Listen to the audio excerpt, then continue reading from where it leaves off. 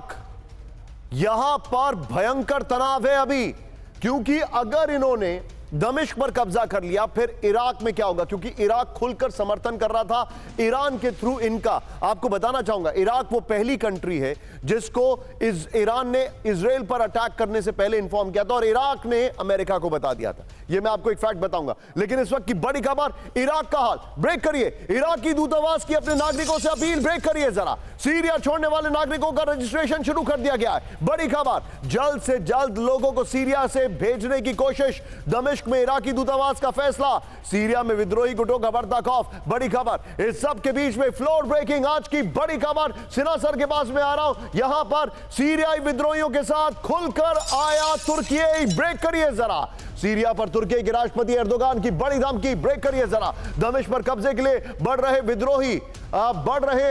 बड़ी खबर एर्दोगान ने कहा। ब्रेकिंग और शॉर्ट प्ले करिए, उनका बाइट का हल्का सा एम्बियंस आप रखिएगा, ब्लेंडेड विद ब्रेकिंग म्यूजिक। ये देखिए, हल्का सा एम्बियंस आप करेगा। ओहो हो, कितना मासूम सा ये चेहरा है और इसके पीछे कितनी खौफनाक साजिशें हैं। ये देखिए जरा, कौन इस इंसान को बुजुर्ग कहेगा। ये इस वक्त की बड़ी खबर, ये देखिए जरा। देखिए, जो मेरा आकलन ये कहता है कि देखिए, जो स्ट्रैटेजिक टाइमिंग हुआ है, एक अपॉर्चुनिटी होती है, उस अपॉर्चुनिटी में पूरा का पूरा कराया हुआ इजराइल का है।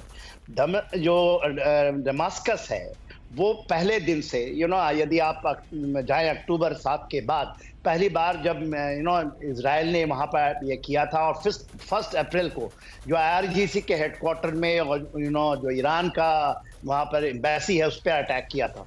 अभी क्या एर्दोगान क्या कह रहे हैं, वहाँ पर ऑलरेडी 3 लाख डिस्प्लेस्ड पीपल है, रिफ्यूजी हैं उनके पास। तो टर्की का अपना एक ये है। जो बात लोग कहते हैं कि ये जो आई है फोर्स HTS, जिसके जो अब जलानी को यदि आप जानते हो, अब्दुल अल जलानी है जो कि इसके करता धरता है, कि टर्की से पूरा सपोर्ट है। मेरा ऐसा मानना नहीं है, क्योंकि ये ऑपरेशंस चली कहाँ से, इदलिब जगह है, कोई कहता है टर्की से आए। इदलिब में स्ट्रांग होल्ड रहा है HTS का, वहां से वो नॉर्थ गए एलेप्पो और फिर साउथ आ रहे।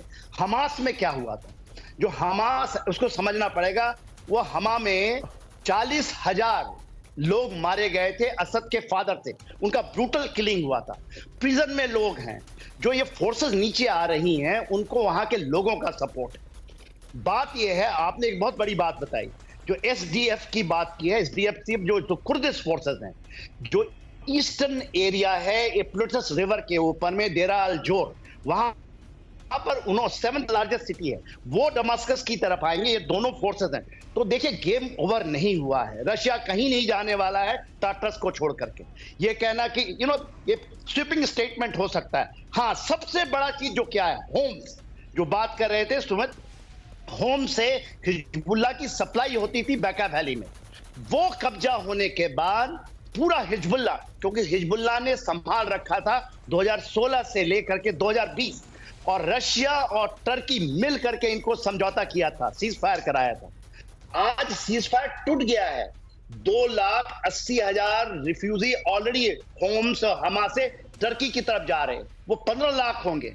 टर्की की अपनी प्रॉब्लम है और एर्दोगान की अपनी टर्की में ऑलरेडी, मैं आपको बताना चाहूंगा सर, करीब 3.5 लाख रेफ्यूजीज हैं सीरिया के, 3.5 लाख।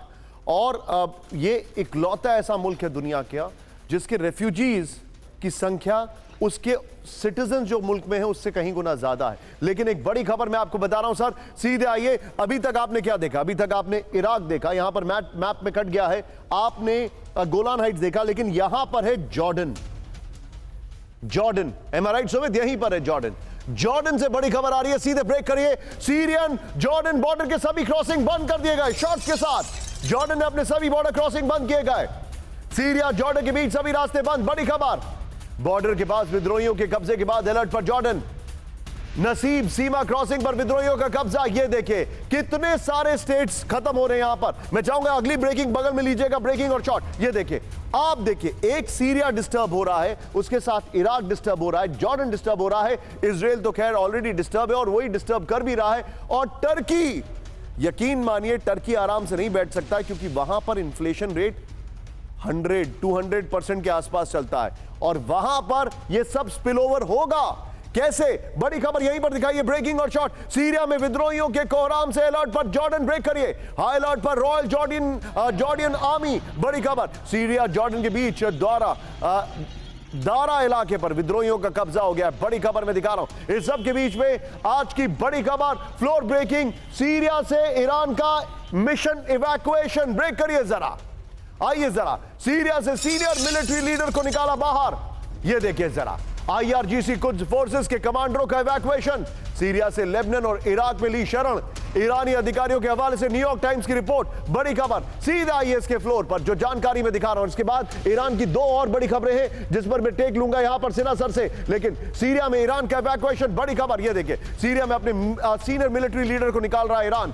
सीरिया में असद शासन के खत्म होने की आशंका के बीच ईरान का फैसला। आईआरजीसी कुद्दस फोर्स के सीनियर कमांडरों ने लेबनान इराक में शरण ली है। नागरिकों, सैन्य कर्मियों और दूतावास कर्मचारियों को भी निकाल रहा है ईरान। बड़ी खबर, दमिश्क में ईरानी दूतावास और आईआरजीसी के आदेश के बाद इवैक्यूएशन।